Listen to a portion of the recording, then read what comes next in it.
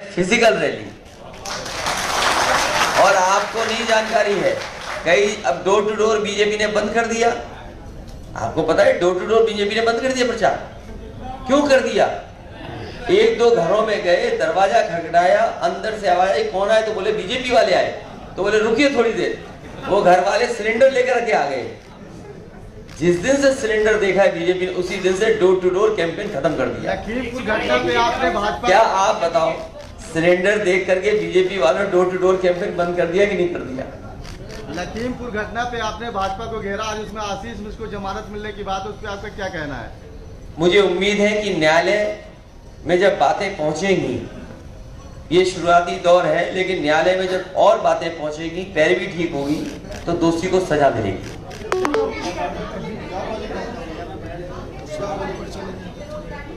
Samajwadi party नफरत की राजनीति के खिलाफ है। किसी तरह का किसी का अपमान होगा, समाजवादी पार्टी कभी स्वीकार नहीं कर सकती। भारतीय जनता पार्टी की रणनीति है, और आप जिस चैनल से भी आए मुझे नहीं पता है, लेकिन मेरी जानकारी मुझे आया है कि जैसी बेंगलोर की घटना हुई, उन्होंने चैनलों से कहा कि खूब दिखाइए इसको, जिससे उत्तर प्रदेश का चुनाव भी प्रभावित हो। लेकिन इस तरह की घटना लोकतंत्र में स्वीकार नहीं होनी चाहिए। सबको अपने बराबर के अधिकार हैं, जो हमारा प्रियम्बल कहता है। हम सोशलिस्ट क्यों हैं, हम सेकुलर क्यों हैं, हम डेमोक्रेटिक क्यों हैं, ये तीनों जो बाबा भीमराव अम्बेडकर जी ने अधिकार दिए हैं, उन अधिकारों को भी खत्म करना चाहती भारतीय जनता पार्टी।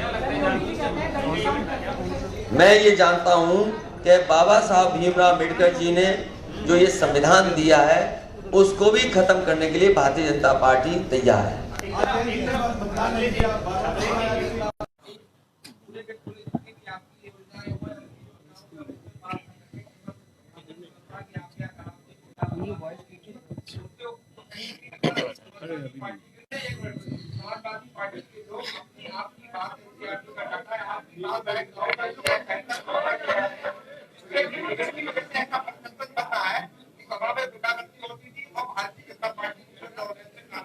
मैं कुछ बातों से सहमत हूं आपके, लेकिन हमारा कार्यकर्ता जागरूक है। वो लगातार गांव-गांव बता रहा है कि भारतीय जनता पार्टी की सरकार में आईपीएस फरार है, आईपीएस फरार है इनकी सरकार में।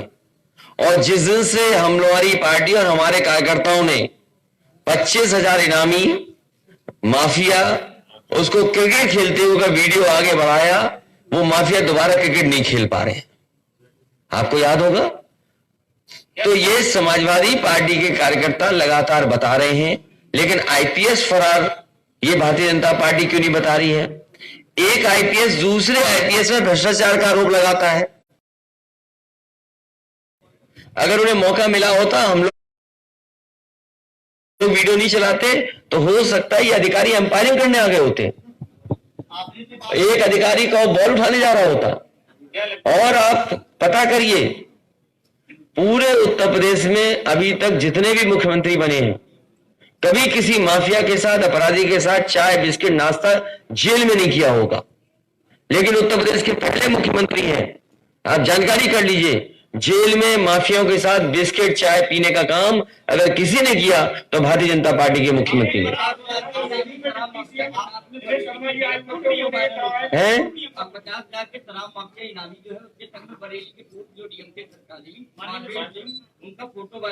तो हम मुझे पहले क्यों नहीं दिया? हम करते वायरल। हमें जानकारी में नहीं है, मेरी जानकारी में नहीं है, हमारी जानकारी में नहीं है। लेकिन इस तरह का काम अगर डीएम स्तर पे हो रहा है, तो आप सोच लीजिए सरकार कैसी है। नहीं, चुनाव आयोग तो ले लेगा संज्ञान में। चुनाव आयोग को मुझे उम्मीद है और चीजों को भी संज्ञान लेकर के हटाना चाहिए डीएम वगैरह को।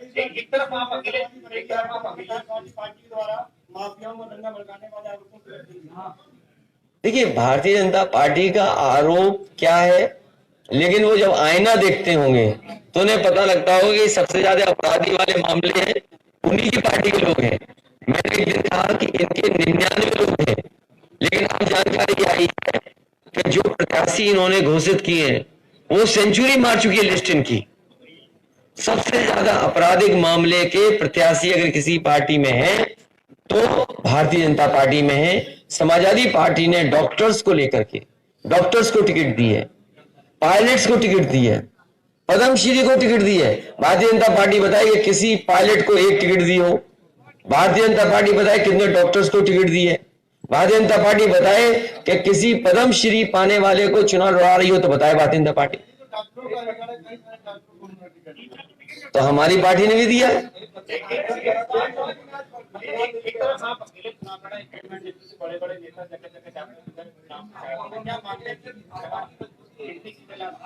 देखिए, डेमोक्रेसी में जनता देखती है, जनता चुनती है।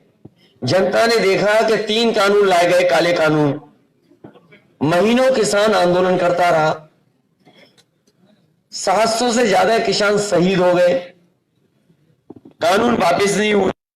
लेकिन जैसे ही उत्तर प्रदेश का और पंजाब का चुनाव आया, इन्होंने केस वापस ले लिए, मुकदमे वापस ले लिए, साथ साथ कानून वापस ले लिए। तो ये बुरे ये वापस हुए हैं। किसान ये जानता है कि इन्हें सत्ता मिल गई तो घुमा फिर आगे कोई ना कोई कानून फिर ले आएंगे।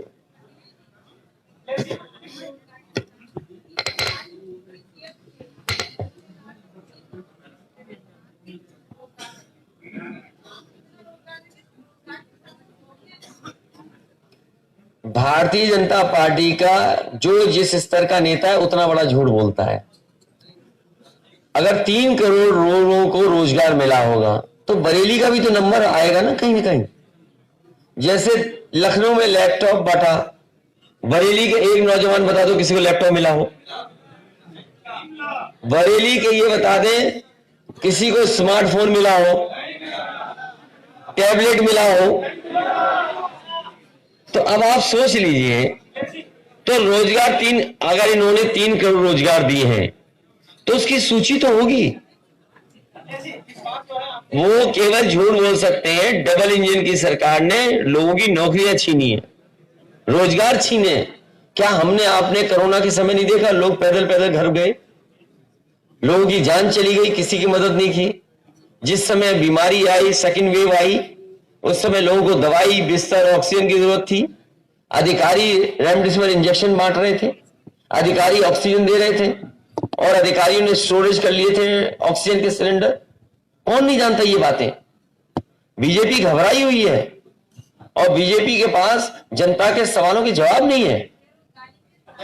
और बेरोजगारी के लिए मैंने कहा, समाजवादी पार्टी ने अपना घोषणा पत्र में लिखी है तमाम चीजें, और इसीलिए मैंने कहा कि हमारे पास पॉलिसी भी है। जिस समय समाजवादी सरकार आई, बड़े पैमाने पर रोजगार और नौकरी के अवसर निकाले गए थे। मैं आगे आने वाले समय में कह सकता हूं कि इंफ्रास्ट्रक्चर को बढ़ावा देना और एमएसएमई सेक्टर को बढ़ावा देना, या बड़े पैमाने पे कोई उद्योग लगाना चाहेगा तो उसको अलग से सहूलियत देना। इधर आईटी सेक्टर में भी बहुत ग्रोथ हुई है, इसलिए आने वाले समय में समाजवादी सरकार बनेगी तो 22 लाख तो केवल आईटी सेक्टर में बोल दिया है कि नौकरी दे सकते हैं, रोजगार मिल सकता है। और जितने भी खाली पद है सरकार के वो भरे जाएंगे। आउटसोर्स से एक्सप्लॉयटेशन है, आउटसोर्स से बड़े पैमाने पर एक्सप्लॉयटेशन है, उसको खत्म कर करके आगे कैसे नौकरी मिले उस दिशा में काम सरकार में होगा।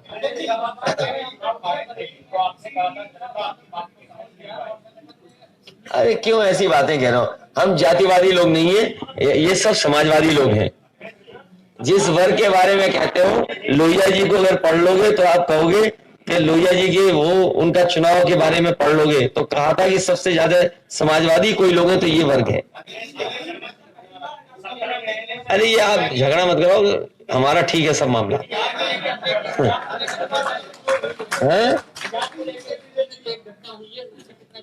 वो बात हो चुकी है। और बताओ,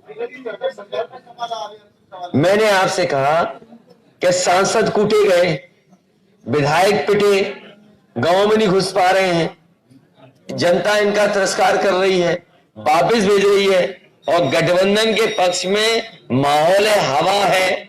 400 सीटें भी गठबंधन जीत सकता है। आज भी सड़कों पर 100 नंबर समाजवादियों की दिखाई दे रही है, एम्बुलेंस भी समाजवादियों की दिखाई दे रही है। सबसे पहला काम ये होगा कि जो मैनिफेस्टो में चीजें रखी हैं, किसान और नौजवान और उत्तर प्रदेश की ग्रोथ कैसे बढ़े, इंफ्रास्ट्रक्चर कैसे बेहतर हो। मुख्यमंत्री का दावा है कि प्रत्येक व्यक्ति की आय दुगनी करी गई है। 2022 में किसानों की आय दुगनी करेंगे और अर्थव्यवस्था उसको भी दुगना कर दिया। मैं आपसे कह रहा हूं, ये वो मुख्यमंत्री है जिनका मैनिफेस्टो की फोटो ही नहीं है। जिस उप मुख्यमंत्री की फोटो ही नहीं रखी हो, इसका मतलब ये हुआ कि 4.5 साल उन्होंने ऐसा कोई काम नहीं किया जो उनकी तस्वीर लगाई जा सके। तो इसीलिए तस्वीर नहीं लगी उनकी। और आपने देखा नहीं, पैदल पैदल कर दिया बड़े नेता ने एक को, और जब छोटा पैदल हुआ तो उसने दूसरे को स्टूल पे बैठा दिया। नहीं, आपको नहीं पता, चुनाव लड़े सराथू से। स्टूल वाले मंत्री हैं जो सराथू से चुनाव लड़ रहे हैं। ये किन के बारे में बात कर रहे हैं? दूसरे उप मुख्यमंत्री के बारे में। इनकी भी तस्वीर नहीं होगी मैनिफेस्टो में। तो इसका मतलब ये है कि इन्होंने 4.5 साल ऐसा कोई काम नहीं किया जो तस्वीर लगा करके वोट लिया जा सके।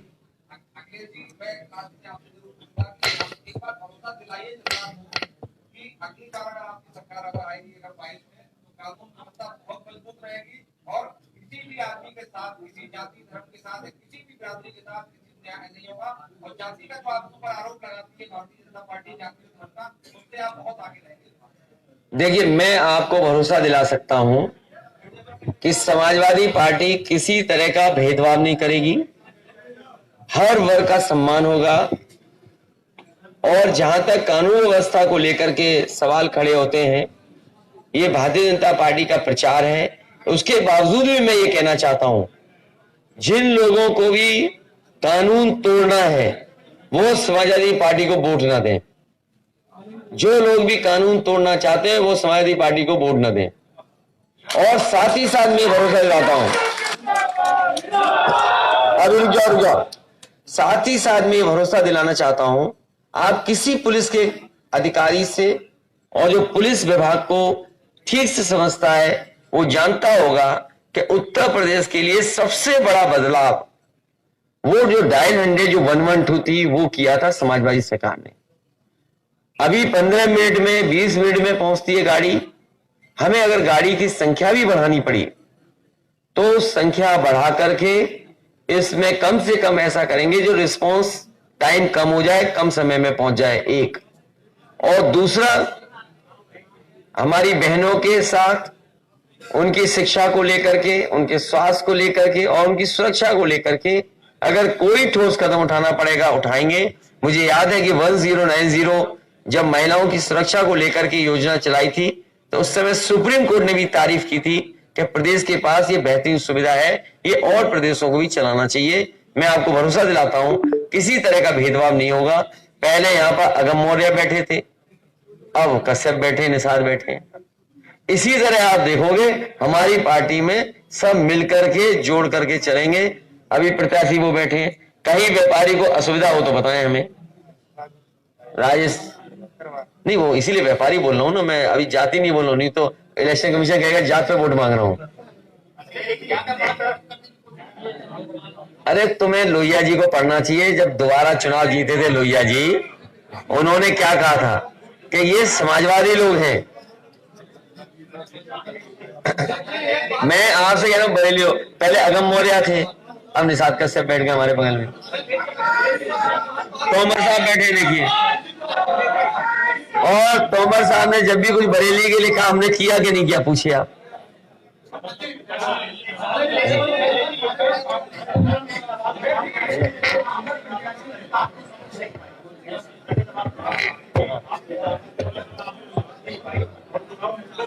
नहीं, वो मैंने देखिए इस बार भारतीय जनता पार्टी किस दिशा में चुनाव ले जा रही है आप सब लोग जानते हैं। उस बहस में हम नहीं पढ़ना चाहते हैं, लेकिन मैं ये कह सकता हूं इस बार कि इस बार जनता अपनी परेशानियों को लेकर के, क्योंकि भारतीय जनता पार्टी ने किल्लत जिल्लत के अलावा कुछ नहीं दिया, इसलिए और किसान खासकर अपना गन्ने का भुगतान हो, और किसी फसल का एमएसपी नहीं दे पाए। और आपको याद होगा सबसे पहले प्रधानमंत्री जी ने किसानों को लेकर के सुविधाएं देने के लिए कन्नौज से लेकर के उस चुनाव में न जाने क्या क्या कहा, और यहां तक कहा कि किसानों की आय दोगुनी कर देंगे। और भारतीय जनता पार्टी का पुराना घोषणा पत्र अगर आप देखेंगे तो उसमें लिखा हुआ है सबसे पहला वादा कि किसानों की आय दोगुनी हो जाएगी 22 तक। आप बताइए 22 आ गई, कहां किसानों की आय दोगुनी हुई? और कोरोना और नए कौन से सपने दिखाए थे? आप डिजिटल इंडिया वाला जानते हैं सपना, make in India, digital India, जाने कौन सा स्टार्टअप इंडिया है, कहां वो सब? स्वच्छ भारत देख लो कहां है, बरेली में थोड़ी सी बूंदे गिर जाए बाढ़ आ जाएगी। तो इसलिए जनता समझ गई है कि भारतीय जनता पार्टी के लोग झूठ बोलते हैं।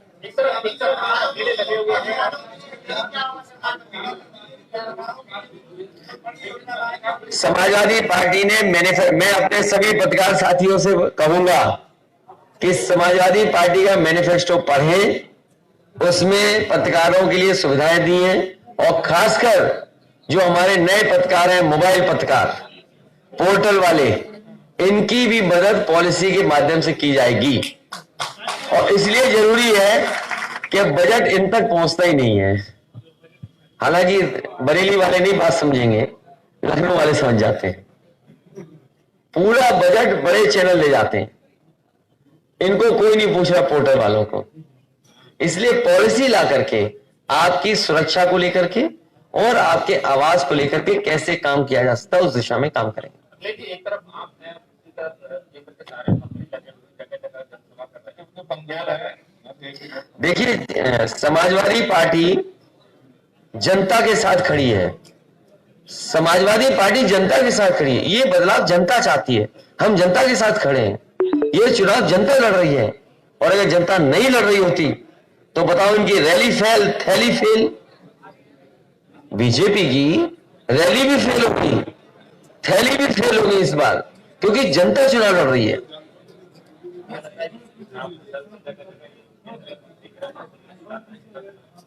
ये अपनी विभाग की योजनाएं बताने आ रहे हैं, योजनाएं निकलवाते हैं कि उनके विभाग में योजनाएं क्या बनी है, लेकिन लखनऊ आते आते, यूपी आते आते भूल जाते हैं, क्योंकि जमीन पे कुछ उतरा नहीं है। उपस्थिति के लिए आ रहे हैं, ये भी जानते हैं कि जमीन से जमीन इनकी खिसक रही है। और अभी आपने नहीं देखा, सब जगह मौसम अच्छा था उत्तर प्रदेश का, केवल आपके पड़ोस में मौसम खराब था। पूरे उत्तर प्रदेश का मौसम अच्छा था और बगल का मौसम खराब था। वो इसलिए कि झूठ का हवाई जहाज और लैंड उत्तर प्रदेश में नहीं कर सकता। और जब से ममता जी आई हैं, इनको बंगाल की हार याद आ गई है। जब से आदरणीय ममता जी आई हैं, साथ दिया, उन्होंने आह्वान किया कि इनको तमाम चीजों के लिए माफी मांगनी चाहिए। हाथरस जैसी घटना के लिए माफी मांगनी चाहिए, जो किसान शहीद है उसके लिए माफी मांगनी चाहिए, जो उत्तर प्रदेश में बहनें और बेटियों के साथ जो घटनाएं हो रही है उसके लिए माफी मांगनी चाहिए। अब हमारे मुख्यमंत्री नई चीज कह रहे हैं, जाने कौन कौन से प्रदेश से तुलना करते हैं, बताइए। इनका देखिए कहां खड़े हैं ये लोग। जो नीति आयोग देता है आंकड़े, उसमें सबसे फिसड्डी उत्तर प्रदेश है, सबसे फिसड्डी उत्तर प्रदेश। और कहां कह रहे हैं किस प्रदेश को क्या बना देंगे। और याद रखना, जिनके परिवार नहीं है वो परिवार वालों का दुख दर्द नहीं समझ सकते।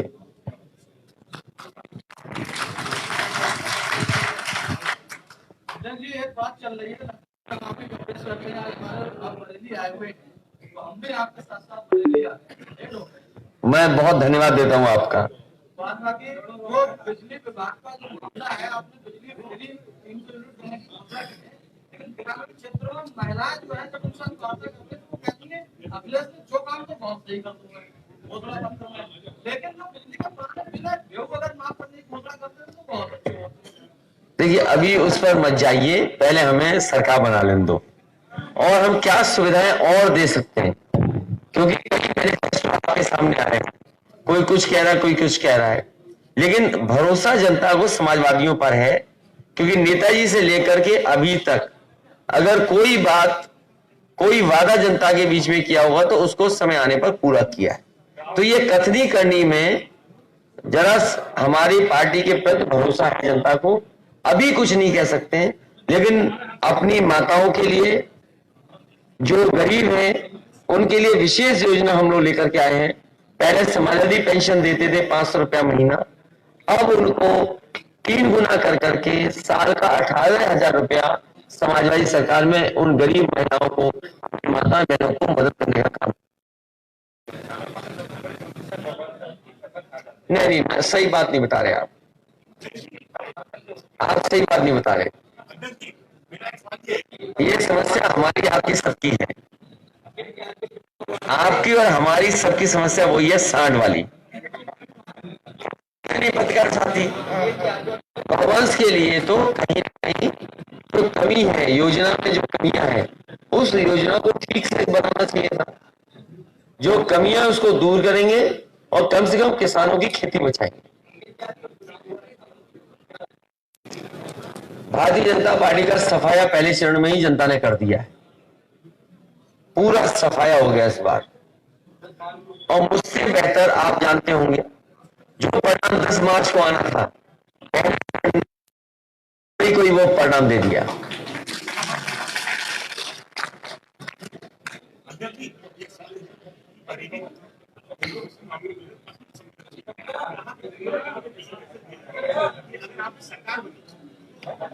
ये चुनाव भाईचारा बनाम भारतीय जनता पार्टी है, और गंगा जमनी तहजीब, और जिस समय हम लोग कारोबार को बढ़ावा देंगे उस समय ये तमाम ऐसी चीजें नहीं आएंगी सामने, क्योंकि कारोबार हमें और आपको जोड़ता है। अगर कोई एक कारोबार करता है तो उससे न जाने कितने धर्म जाति के लोग जुड़े रहते हैं, इसलिए काम और कारोबार हमें जोड़ता है। हमारी पार्टी का फोकस काम और कारोबार रहेगा, जिससे इस तरह की बातों में ना उलझे हम लोग। मैं अपने प्रेस के लोगों का बहुत बहुत धन्यवाद देना चाहता हूं। मुझे उम्मीद है खूब चलाएंगे आप। ये खड़ा के सुना दे यार।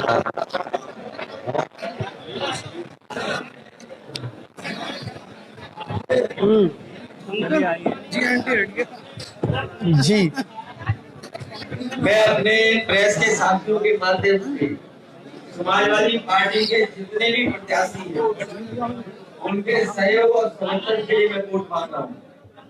जितने भी हमारी पार्टी के गठबंधन के प्रत्याशी हैं, दूसरे चरण के, उन सभी प्रत्याशियों को